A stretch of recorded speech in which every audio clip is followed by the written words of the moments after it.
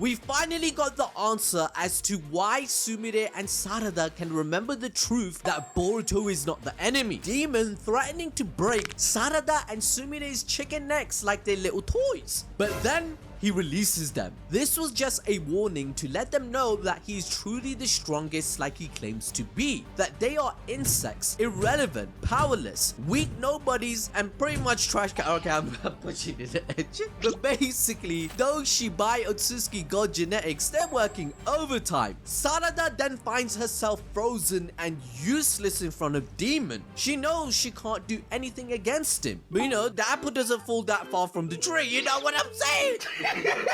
So then she asks, why not just kill us, take us out of the story, end our character development? But that's when Eida steps in, and we finally get the truth about Omnipotence. The community already predicted it on Anime Balls Deep, so it's confirmed now. Give yourselves a round of applause. Sarada and Sumire resisted Omnipotence because of their genuine feelings for Boruto, who is now considered an Otsutsuki. But that explanation alone wasn't enough, because if it was just about love, then half of Boruto's harem would be immune too, right? Like, let's be honest, this guy has Riz levels beyond any other character. He has random NPC girls blushing at him in the street like it's a bloody slice of life harem anime where he can get any punani he wants. It should have been me! So there's a second condition at play. Eida reveals she subconsciously created an exception rule inside her own Shinjutsu. When Omnipotence rewrote reality, there were two people she didn't want to lose. People she saw as real friends, which are Sarada and Sumire. She refers back to their first real moment together.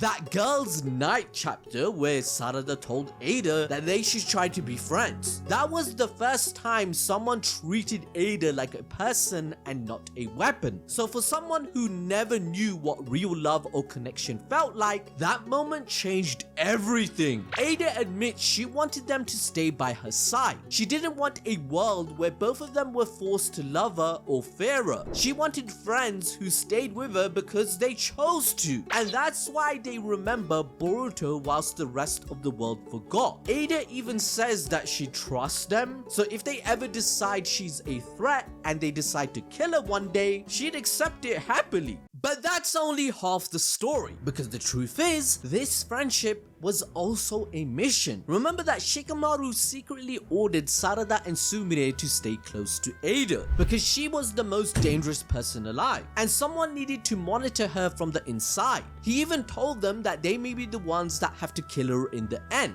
So this looks like a huge death flag, right? Well, not really. Sarada is inspired by Naruto, goddammit, and she wants to be a Hokage just like him. She would do anything to avoid such a cost for peace. And as a result, Sarada grabs Sumire and hugs Eida genuinely with affection, much like how Naruto did with Kawaki when he got PTSD in Ino's shop, for example. The three girls then hug it out in this wholesome moment where Sarada declares it's their way of showing resolve. They don't mind risking their lives as it's the best kind of thrill. Now, what the hell does that mean? Well, basically what they're trying to say is that that's what it truly means to be a shinobi, to choose a difficult mission knowing the cost and still move forward. It shows how these two girls are different from characters like Kawaki. Kawaki thinks peace must come through control and sacrifice, but Sarada and Sumire believe that peace should come through trust and choice, even if it hurts. That's why she acts just like Naruto. She leads with her heart and acknowledges that she'd rather follow that kind of path than live in fear. Like, I know some of you read this chapter, you saw the hug scene and you thought, hey bruh, ain't no way this turned into a K-drama. What the hell is this bullshit? But come on, this is actually important writing fitting the theme of the cycle of love.